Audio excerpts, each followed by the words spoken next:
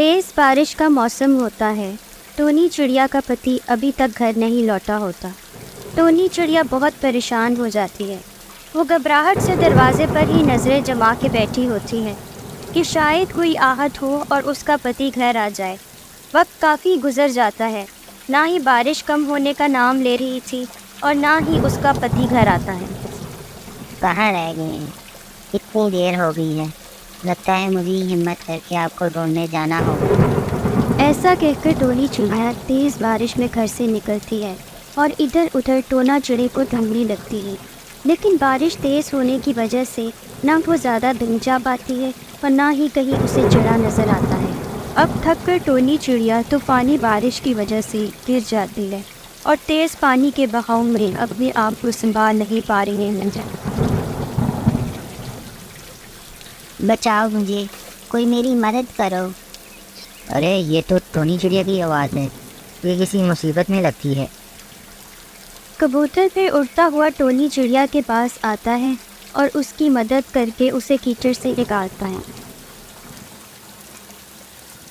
Tony बहन, तुम इतनी तेज़ बारिश में यहाँ कैसे फंस गई? कबूतर भाई, मैं टोना चिड़िया को ढूंढने निकली।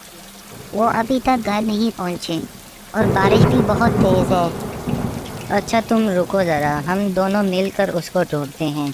ऐसा कहकर वो दोनों थोड़ा आगे जाते हैं कि उनको किसी के तराने की आवाज़ आ रही है। वो समझ जाते हैं कि ये चिड़े की आवाज़ है। अरे ये तो टोना चिड़िया की आवाज़ है। वो ज़रूर किसी मुसीबत में। वो लोग आवाज़ का पीछा करते हैं तो उन्हें टोना चिड़ा मिल जाता है, बहुत ही बुरी हालत में। वो कीचड़ में फंसा होता है। टोनी चिड़िया और कबूतर हिम्मत करके उसे किसी न किसी तरह निकालते हैं और जैसे तैसे करके कबूतर की मदद से घर लेकर जाते हैं। इनको तो बहुत तेज़ बुखार है और एक पंख भी टूटा हुआ है। ये तो बुखार से कांप रहा है। ये ऐसे ठीक नहीं होगा। हमें उल्लू डॉक्टर के पास जाना पड़ेगा। कोई ना कोई दवाई तो ज़रूर चाहिए। चलो ठीक है, हम चलते हैं उल्लू डॉक्टर के पास। टोनी चिड़िया और कबूतर बारिश में दोबारा घर से बाहर निकलकर उल्लू डॉक्टर के पास पहुंचते हैं।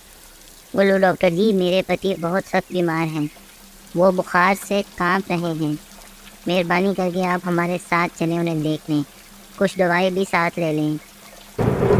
अगर वो दर्द से कांप रहा है और उसको बहुत तेज बुखार है तो मेरे पास एक दवा है। तुम लोग ऐसा करो कि ये दवा ले जाओ और उसको जाकर खिला दो, वो ठीक हो जाएगा। आप हमारे साथ ही चलें, उनको अच्छे से चेक कर लें। ओहो, मैं तुम्हें यकीन दिलाता हूँ कि मैं वहाँ ज़रूर आऊँगा।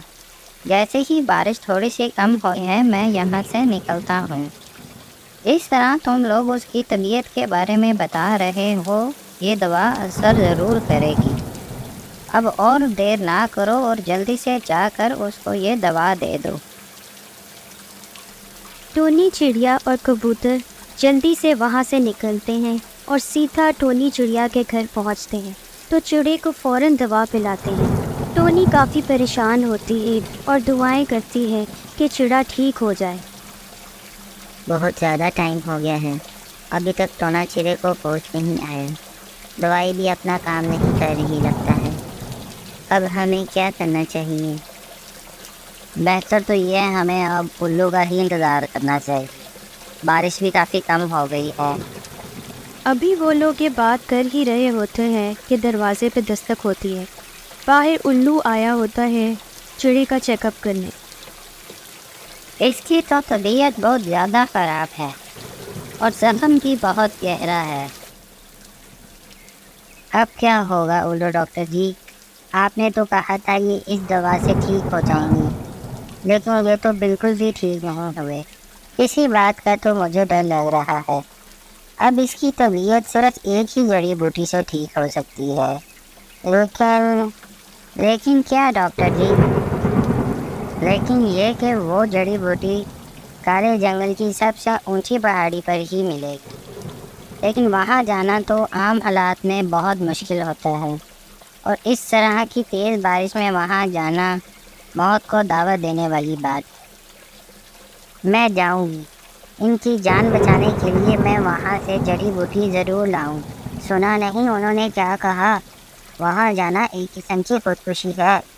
नहीं, लेकिन मैं जाऊँगी।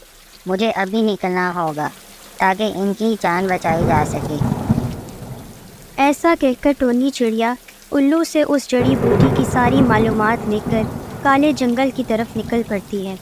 तेज़ बारिश में वो बहुत मुश्किल से उड़ती हुई अपना सफ़र किसी न किसी तरह जारी रखती है। रास्ते में बड़ी मुश्किल हो रही होती है। वो कभी कभी तेज़ हवा की वजह से रास्ते में रुक जाती है। अगर मुझे उनकी जान बचानी है तो इस तूफान का सामना करते हुए जल्दी ऊपर जाना होगा। वो हिम्मत करके फिर उड़ती है और बहुत तेज़ उड़ती है। थोड़ी देर बाद टोनी पहाड़ी इलाके में पहुंच जाती है। लगता है अब वो पहाड़ी करीब ही है। अरे ये आवाज़ कैसी? मैं हूँ नन्ही चिड़िया। अरे पहाड़ी, आप बोल सकते हैं? हाँ, मैं बोल सकता हूँ, लेकिन मैं ये देखकर हैरान हूँ तुम यहाँ कैसे आए। यहाँ तक तो बहुत कम जानवर और परिंदे पहुँच पाते हैं और इतनी बारिश में तो कोई भी नहीं आ सकता। टोनी फिर उस पहाड़ को अपनी सारी बात बताती है कि वो यहाँ कैसे और क्यों आई है। उसे अपने पति की जान बचाने के लिए वो जड़ी बूटी चाहिए। अच्छा, तो ये बात है। मैं तुम्हारी ये लगन देखकर बहुत हैरान हुआ। तुम एक बहुत अच्छी और हिम्मत वाली चिड़िया हो। बताओ मैं तुम्हारी क्या सहायता कर सकता हूँ? पहाड़ी, आप बस अपनी शक्तियों से मुझे उस जड़ी बूटी तक जाने का रास्ता बता दें ताकि मैं आसानी से और जल्दी वहाँ जा सकूँ। वहाँ जाने का रास्ता कोई इतना आसान तो नहीं है। मैं तो यही कहूँगा कि तुम वापस लौट जाओ। तुम्हारी अपनी जान को भी खतरा है। नहीं पहाड़ी, मैं वहाँ ज़रूर जाऊँ। अब मैं इतनी दूर आ गई हूँ तो खाली हाथ वापस नहीं जाना चाहती। मेरी पति की जान अब मेरी हिम्मत करने की वजह से ही बच सकती है। चलो ठीक है, तुम फिर जाओ।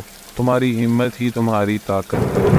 ऐसा कहकर वो पहाड़ टोनी चिड़िया को आसान रास्ता बता देता है। अब टोनी चिड़िया उस तेज़ बारिश में ऊंची पहाड़ी की तरफ निकल पड़ती है।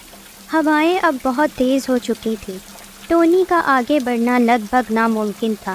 फिर वही होता है जिसका डर था। अचानक एक हवा का झोंका आता है और टोनी चिड़िया एक पहाड़ की चोटी से जा टकराती है और नीचे गिर जाती। लेकिन वो जहाँ गिरती है उसे सामने ही वो जड़ी बूटी नज़र आ जाती है।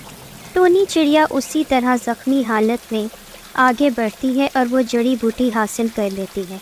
अब रेंगते हुए कैसे भी करके वो वहाँ से वापस बढ़ जाती है। अरे टोनी चिड़िया, ये तुम्हारी क्या हालत होगी?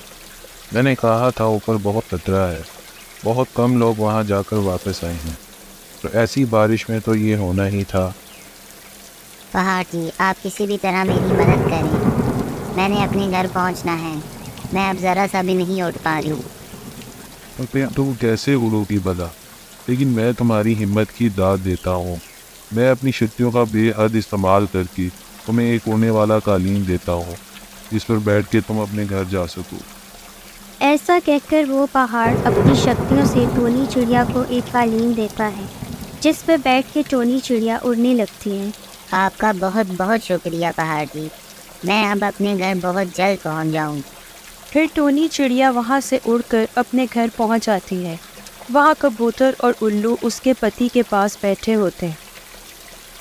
अरे टोनी चिड़िया, तुम्हारी हालत तो बहुत ख़राब लग रही है। आप ये जड़ी बूटी जल्द मेरे पति को खिला दीजिए ताकि वो जल्दी से ठीक हो सकें। हाँ, मैं अभी खिला देता हूँ, फिर मैं तुम्हारा भी इलाज करता हूँ। ऐसा कहकर उल्लू उन दोनों का इलाज करता है जिससे वो दोनों ठीक हो जाते हैं।